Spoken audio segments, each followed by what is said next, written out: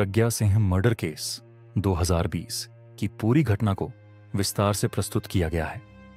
यह मामला झारखंड का है, जो देश भर में चर्चा का विषय बन गया था और महिलाओं की सुरक्षा पर गंभीर सवाल खड़े किए।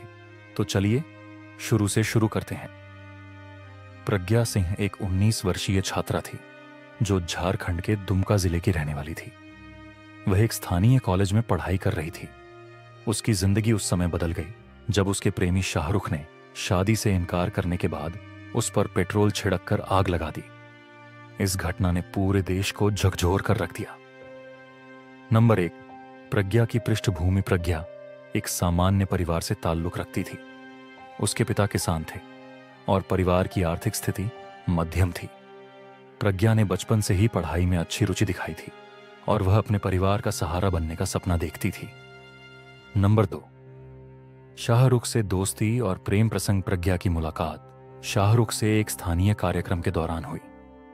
शुरुआत में दोनों के बीच केवल दोस्ती थी, लेकिन धीरे धीरे शाहरुख ने प्रज्ञा को अपने प्रेम जाल में फंसा लिया।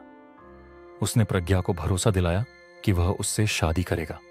शाहरुख ने प्रज्ञा पर कई बार शादी करने का दबाव बनाया, लेकिन प्रज्ञा ने इसे टाल दिया। वह पढ़ाई पूरी करना चाहती थी और अपने सपनों को पूरा करना चाहती थी। नंबर 3, तनाव की शुरुआत। समय के साथ शाहरुख का व्यवहार बदलने लगा। उसने प्रज्ञा पर कई बार जबरदस्ती की कोशिश की। जब प्रज्ञा ने उससे दूरी बनाने की कोशिश की तो शाहरुख ने उसे धमकाना शुरू कर दिया। शाहरुख ने प्रज्ञा के परिवार को भी धमकाने की कोशिश की, लेकिन प्रज्ञा ने अपने परिवार को इस मामले से दूर रखा। नंबर 4, घटना की रात। घटना 23 अगस्त 2020 की रात की है। शाहरुख ने प्रज्ञा के घर के बाहर आकर उसे बुलाया।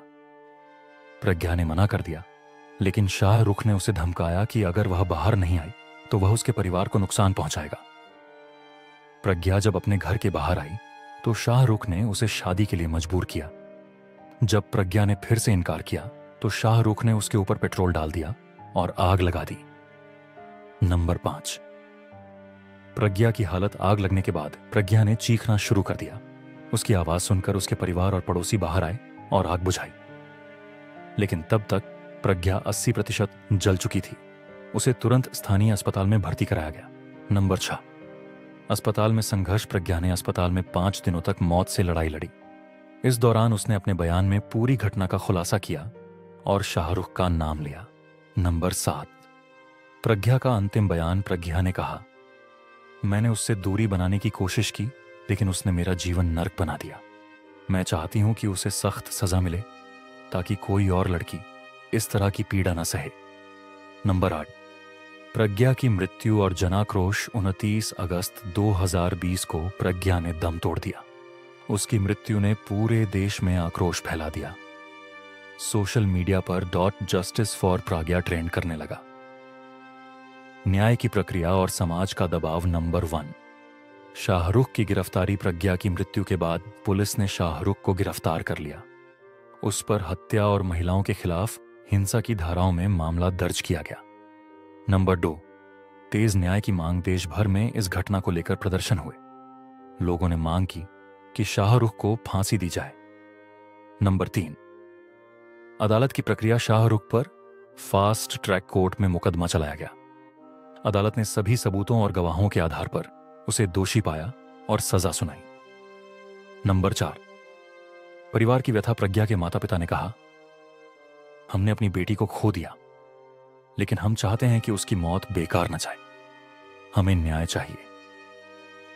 इस घटना के सामाजिक प्रभाव। नंबर 1 है महिलाओं की सुरक्षा पर सवाल। इस घटना ने देश भर में महिलाओं की सुरक्षा को लेकर सवाल खड़े किए। नंबर 2, कठोर कानूनों की मांग। लोगों ने सरकार से महिलाओं की सुरक्षा के लिए सख्त कानून बनाने की मांग की।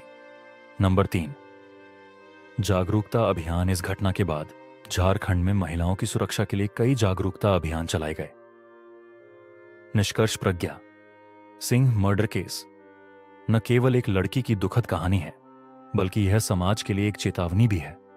यह घटना हमें यह सोचने पर मजबूर करती है कि महिलाओं की सुरक्षा के लिए समाज और सरकार को मिलकर कदम उठाने होंगे। यह मामला हमें यह सिखाता है कि महिलाओं के खिलाफ हिंसा को रोकने के लिए सख्त कानून और सामाजिक बदलाव की आवश्यकता है। अगर ये वीडियो आपको पसंद आई हो तो वीडियो को लाइक और चैनल को सब्सक्राइब जरूर करें।